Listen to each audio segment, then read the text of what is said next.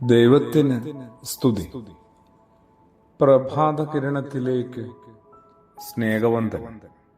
ഭാഗം 2014. ഇന്ന് ജൂലൈ മാസം 6-ാം തീയതി, 187-ാമത്തെ ദിവസത്തിലെത്തി. വീണ്ടും ഒരു ഞായർ ദിനമാണ്.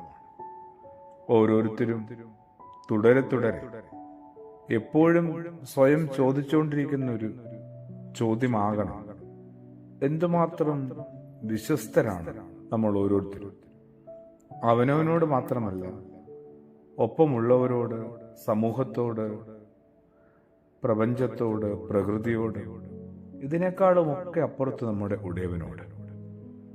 ക്രിസ്തു ശിഷ്യരെന്ന നിലയിൽ നമ്മൾ എന്തുമാത്രം വിശ്വസ്തരാണ്?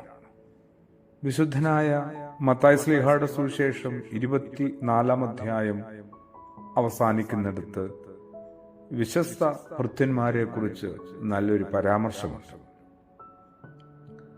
എത്ര വലിയ നിയോഗമാണ് അവിടുന്ന് നമ്മൾ ഓരോരുത്തർക്കും ഏൽപ്പിച്ച് തന്നിട്ടുള്ളത്.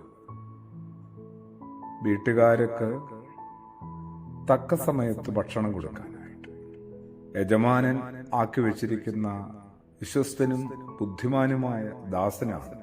ദാസൻ ആകേണ്ട ആളാണ് ഞാനും. ആ വിശ്വസ്തതയും വിവേകവുമൊക്കെ എനിക്ക് എപ്പോഴെങ്കിലുമൊക്കെ നഷ്ടപ്പെട്ടിട്ടുണ്ടോ? നഷ്ടപ്പെട്ടോ? യജമാനൻ വരുമെന്ന, തിരിച്ചു വരുമെന്ന, കാര്യങ്ങളൊക്കെ പരിശോധിക്കുമെന്ന, കണക്കുകളൊക്കെ ബോധിപ്പിക്കാൻ ഞാനും ഉത്തരവാദിത്തപ്പെട്ട ആളാണെന്നൊരു തോന്നലേ ഇല്ലാതെ പോകുന്നു. യേശു വഴികളിൽ ഒരു മനുഷ്യന് സംഭവിക്കാവുന്ന ഏറ്റവും വലിയ ദുരന്തം എന്താണെന്നറിയാവോ? യജമാനൻ വരാൻ താമസിക്കുന്നു എന്ന് ഹൃദയത്തിൽ പതിയെ പറഞ്ഞു തുടങ്ങിയ, ഇപ്പോഴൊന്നും വരില്ലെന്ന് പറഞ്ഞു തുടങ്ങുന്ന നമ്മൾ കുറച്ചും കൂടി വളർന്നു മുതിരുമ്പോൾ യജമാനനൊന്നും വരാനേ പോകുന്നില്ല എന്ന് തീർച്ചയായിട്ടും പറഞ്ഞിരിക്കും. ഒരു സംശയവുമില്ല.